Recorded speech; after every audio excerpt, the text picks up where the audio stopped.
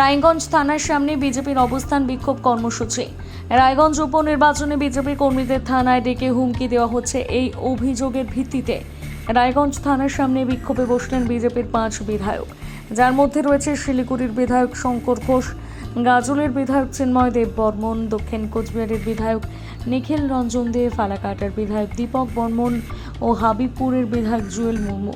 এদিনের এই বিক্ষোভ নিয়ে বিজেপি বিধায়ক শঙ্কর ঘোষ বলেন, নির্বাচনকে কেন্দ্র করে পুলিশ ডেকে বিজেপি কর্মীদের হুমকি দিচ্ছে, মিথ্যে মামলায় ফাঁসানো হচ্ছে। আগামী 10 জুলাই রায়গঞ্জ বিধানসভার উপনির্বাচন। এই উপনির্বাচন যাতে শান্তিপূর্ণভাবে সম্পন্ন করা হয়, তাই এই বিক্ষোভ বিজেপির।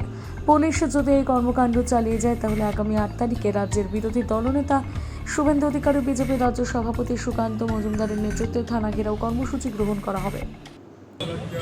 এই লজ্জা আমরা কোথায় রাখবো?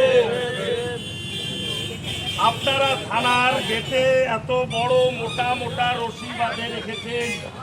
আমি এই রশিটা দেখানোর জন্য অনুরোধ করব যে আমরা আজকে 6-7 জন বিধায়ক এসেছি, 8 জন বিধায়ক আছি, তাদের জন্য এই মোটা মোটা রশি এখানে লাগানো হয়েছে। আজকে হ্যান্ডকাপ লাগানো হয়েছে এই থানার গেটে, অর্থাৎ থানাকে আজকে হাতকড়া পরানো হয়েছে। থানা কত বড় দোষী হয়েছে আপনারা জানুন।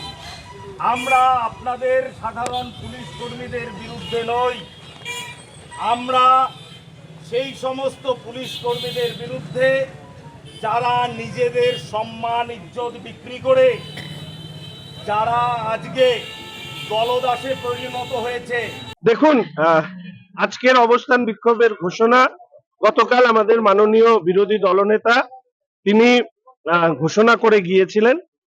মূলত রায়গঞ্জ বিধানসভা উপনির্বাচনে যেভাবে পরাজয়ের ভয়ে তৃণমূলের শাখা সংগঠন যা পরিণত হয়েছে পুলিশ বা পুলিশের একাংশ, তারা রাত্রেবেলা এখানে বিজেপির কার্যকর্তাদেরকে ধরে নিয়ে আসছে, জনপ্রতিনিধিদেরকে নিয়ে এসে তাদেরকে হুমকি দেওয়া হচ্ছে, প্রলোভন দেওয়া হচ্ছে। পুলিশ রাজনৈতিক দলের কাজ করছে, আমরা তার প্রতিবাদ করছি। গণতন্ত্রে পুলিশের একটা নিরপেক্ষ অবস্থান আছে, সেই নিরপেক্ষ অবস্থান ভুলে পুলিশের এমন অবস্থা যে পুলিশ মন্ত্রী বলছে কিনা যে পুলিশের একাংশের লোক বেড়ে গেছে, আইসিওসিদের লোক বেড়ে গেছে। এইটা এরপরেও যে পুলিশরা এই ধরনের কাজ করছে, আমি বলবো যে সেই একাংশের পুলিশ তাদের চামড়া কতখানি মোটা যে তারা পুলিশকে লোভী বলছে, একটা পুরো কমিউনিটিকে একটা লোভী বলে মুখ্যমন্ত্রী দেখে দিচ্ছেন, তারপরেও সেই দলের হয়ে চামচাগিরি করছে। আজকে আপনারা দেখলেন আমরা এখানে বসেছি, আমাদেরকে দেখে কি সন্ত্রাসবাদী মনে হয়? আমরা এখানে বসেছি ভিডিও রেকর্ডিং করার জন্য উদ্গ্রীব। আর চোপড়াতে একজন মহিলাকে রাস্তায় ফেলে মারা হচ্ছে, রাস্তায় ফেলে, তাকে ধরার ব্যাপারে পুলিশ তার ভিডিও রেকর্ডিং কোনো কিছুই আর পাওয়া যায় না। পরে যারা মারছেন তাদের বড় দাদা বা তার উপরের কেউ, তার বাড়িতে গিয়ে পুলিশ হারাল করবার চেষ্টা করছে। পুলিশ তো অশোক স্তম্ভ গায়ে দেয়, দল আসবে দল যাবে, পুলিশের দায়িত্ব রুল বুক অনুযায়ী তাদের রাজ্যকে রক্ষা করার।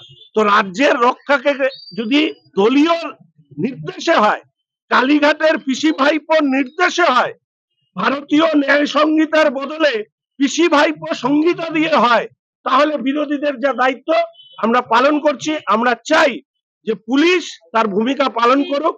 যদি পালন না করে, যদি এর মধ্যে আবার এই ধরনের কোনো ঘটনা ঘটে, 8 তারিখে আমাদের মাননীয় বিরোধী দলনেতা শুভেন্দু অধিকারী, কেন্দ্রীয় মন্ত্রী তথা রাজ্যের সভাপতি শ্রী সুকান্ত মজুমদারের নেতৃত্বে আমরা মিছিল না করে আমরা থানা ঘেরাও করব।